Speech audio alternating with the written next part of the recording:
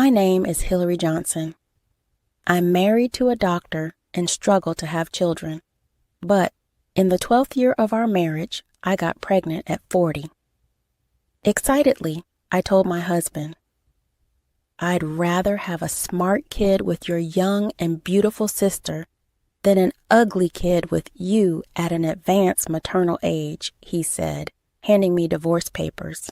At that time, my sister Melissa was 35.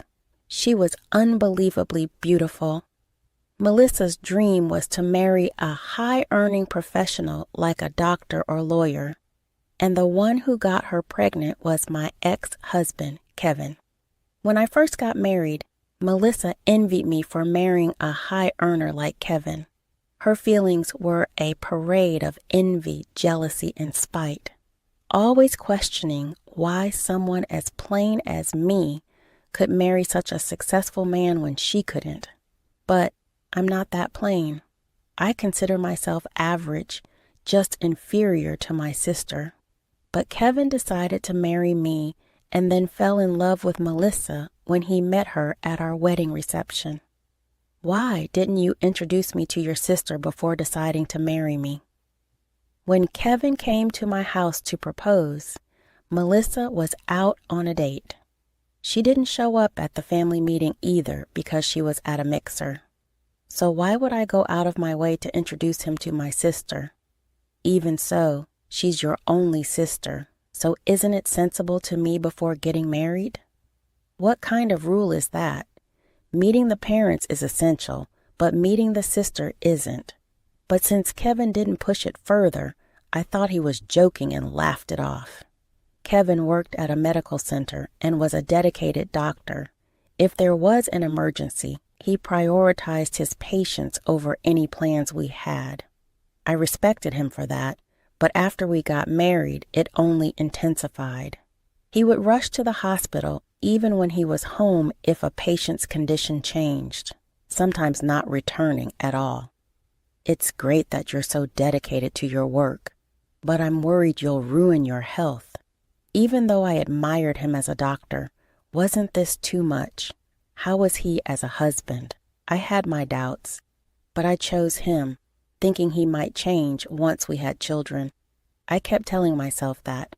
However, after 10 years of marriage, I started questioning Kevin's behavior. Sure, he was dedicated, but he began staying away from home too often.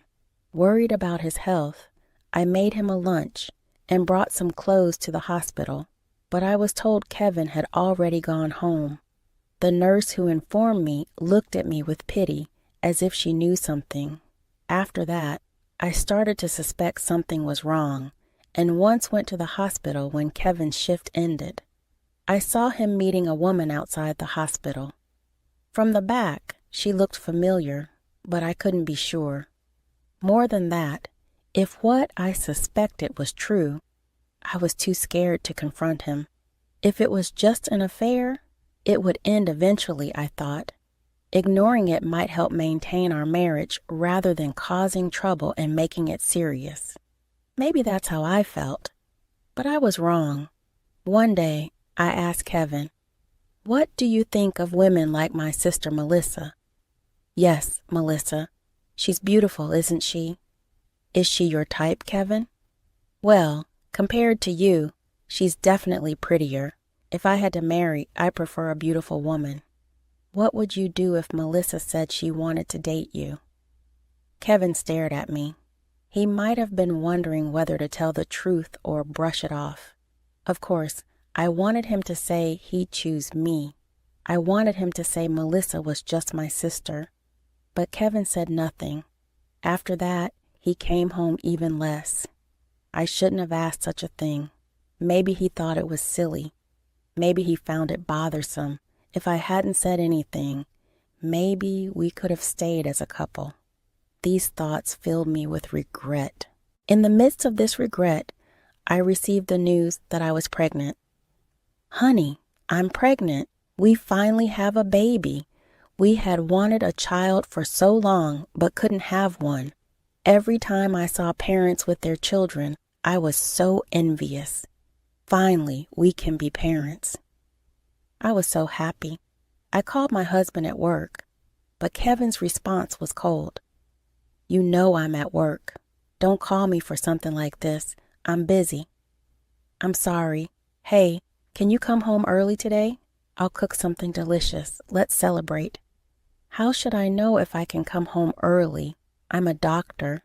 I never know when an emergency will come up. He said this and didn't come home. I thought he'd be kinder once he knew I was pregnant. I thought he'd be happy with me. But he wasn't. Where had his heart gone? I cried, feeling miserable. I spent a sleepless night. A week later, when Kevin finally came home, he told me he'd rather have a smart kid with my young and beautiful sister than an ugly kid with me. A kid? Yeah, Melissa's pregnant too, so our relationship is over. He laughed and placed the divorce papers on the table, urging me to sign them quickly. So it was Melissa after all. There was no mistake. 15 years have passed since then. I've raised them well, haven't I? Triplets, no less. Remembering that day still makes me bitter and sad. But from that day on, I began looking forward to the birth of my daughters. Thanks to my daughters, I was able to overcome Kevin's betrayal. Now they are in middle school. A lot has happened. When one of them suddenly gets a fever, all three get sick together, and I've taken them to the hospital alone.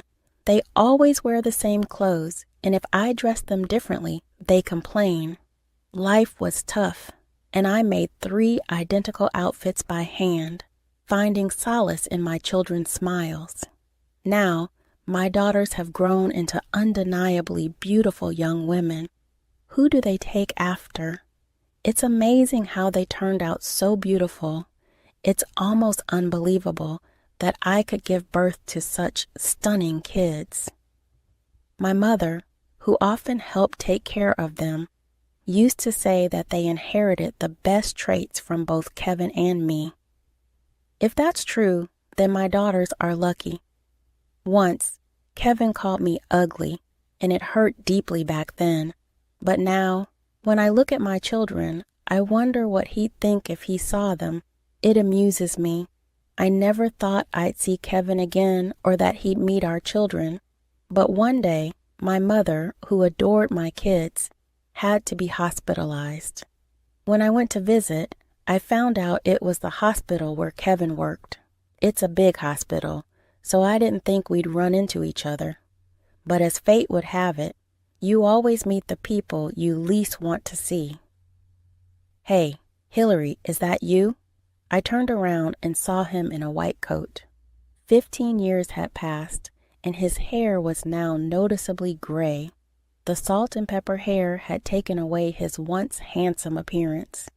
What's up? You here for the geriatric department? The geriatric department deals with mental and physical health issues in the elderly, like memory loss, declining comprehension, and mood swings. So he was implying that I was old, even though he was older than me. But those words didn't hurt me anymore. Thanks to him, I had developed a strong spirit. I laughed off Kevin's words and tried to walk away. Hey, I went out of my way to talk to you. Don't ignore me. He followed me. Why are you so free now that you're 60?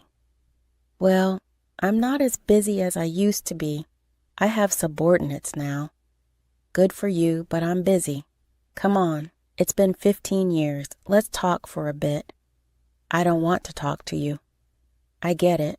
You had a hard time after I left you, right? Life must have been tough. But who could blame me? Who'd want to spend their life with an ugly woman like you? Thanks for that. And look at you now. You've aged even more. You were ugly before, but now it's even worse. And you've changed too. You're 60 now, right?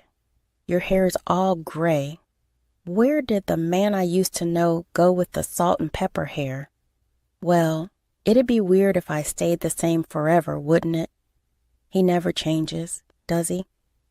True, but with that salt and pepper hair, won't your beloved wife dislike you? Don't worry.